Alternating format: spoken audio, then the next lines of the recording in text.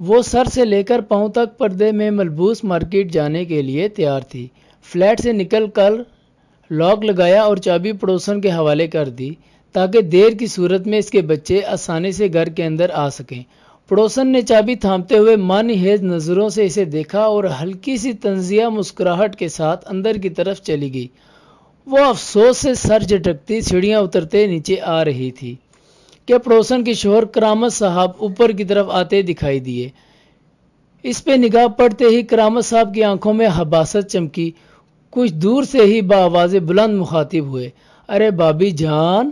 سارا زور لفظ جان پہ لگا دیا تھا، گویا کہیں جا رہی ہیں، کوئی ضروری کام ہے تو عرض کیجیے، ہم جو موجود ہیں، آپ کہاں خود سنبھالتی پھریں گی؟ آنکھوں میں خباثت کا رنگ گہرا ہی ہوتا جا رہا تھا۔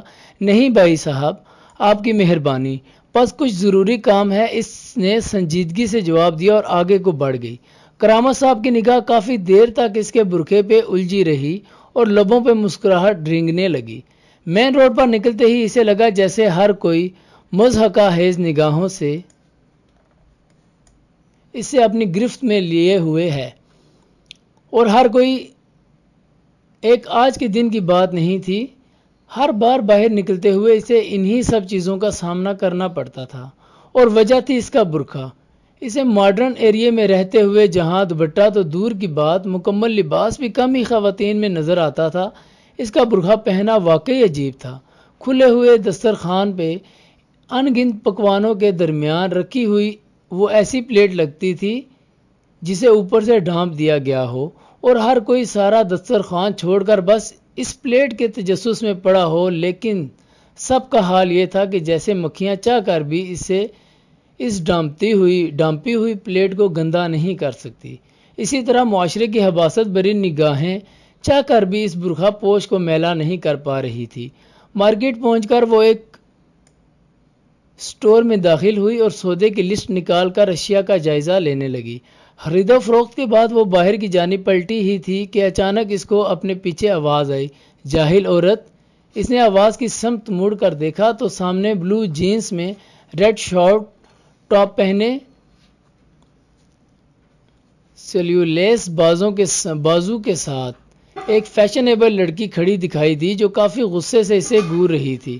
اس نے سوالیہ نظریں لڑکی کی جانب اٹھائی تو وہ لڑکی دوبارہ مخاطب ہوئی، تم جیسی جاہل عورتوں کی وجہ سے ہم عورتوں کو ڈی گریڈ کیا جاتا ہے، صرف تم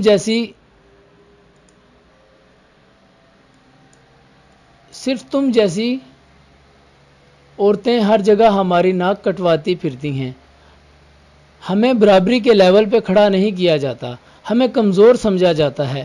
آخر یہ 6 گز کا ٹینٹ اوڑھ کر تم کیا ثابت کرنا چاہتی ہو؟ ہوش میں آؤ، دنیا کے ساتھ چلنا سیکھو، دنیا اتنی ماڈرن ہو چکی ہے، کہاں سے کہاں پہنچ چکی ہے، اور تم جیسی جاہل عورتیں ابھی تک ان تمبو سے ہی باہر نہیں آ سکی۔ اس نے سکون سے اس کی پوری بات سنی، پھر 2 قدم آگے بڑھی اور اطمینان سے گویا ہوئی۔ زمانہ جاہلیت میں جب اسلام نہیں تھا تو لوگ بے لباس تھے، پھر اسلام آیا، لوگوں کو سمجھ بوجھ دی اور لوگ اپنے آپ کو ڈھانپنے لگے۔ یوں رفتہ رفتہ جاہلیت ختم ہوئی اور لوگ ماڈرن ہونے لگے۔ اب اگلی بات کا فیصلہ آپ خود کر لیں کہ زمانہ جاہلیت میں ننگے ہو کر جنگلوں میں گھومنے اور زمانہ جدید میں ننگے ہو کر سڑکوں اور پارکوں اور ہوٹلوں میں گھومنے میں کیا فرق ہے؟ میرے خیال میں تو کوئی فرق نہیں۔ میں اگر زمانہ جاہلیت کی ہوتی تو ضرور بے لباس گھومتی، لیکن میں پردہ کرتی ہوں اور اپنے آپ کو ڈھانپ کے رکھتی ہوں، کیونکہ میں حقیقتاً ایک ماڈرن لڑکی ہوں۔ یہ کہہ کر وہ پروکار انداز میں واپسی کی طرف مڑی تو سامنے سے آتے ہوئے 2 مردوں نے ایک طرف ہو کر اس کو گزرنے کا راستہ دیا۔ تشکر کے جذبات سے اس نے اوپر آسمان کی طرف دیکھا اور ایک مطمئن سا آنسو اس کی آنکھ سے نکل کر برقعے پہ جذب ہو گیا۔ تو دیکھا میری بہنوں، پردہ کرنے کا کتنا فائدہ ہے۔ سب سے بڑا فائدہ کہ اللہ اور اللہ کے رسول صلی اللہ تعالیٰ علیہ وآلہ وسلم راضی ہوتے ہیں، اور دوسرا بڑا فائدہ کہ کم از کم پردے میں آپ محفوظ ہیں۔ آپ پردہ کریں تو اس نیت سے کریں کہ آپ اللہ کی رضا کے لیے پردہ کر رہی ہیں اور آپ اللہ کی حفاظت میں ہیں، چونکہ اللہ پاک نے قرآن پاک میں عورت کو پردے کا حکم دیا۔ اگر عورت اس پر عمل کرتی ہے تو اللہ پاک اس سے خوش ہوتا ہے اور اسے ان بیڑیوں سے محفوظ فرماتا ہے۔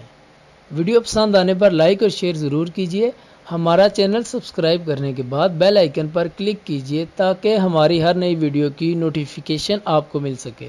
اپنا اور گرد و نواح کے لوگوں کا خیال رکھیے گا۔ اللہ حافظ۔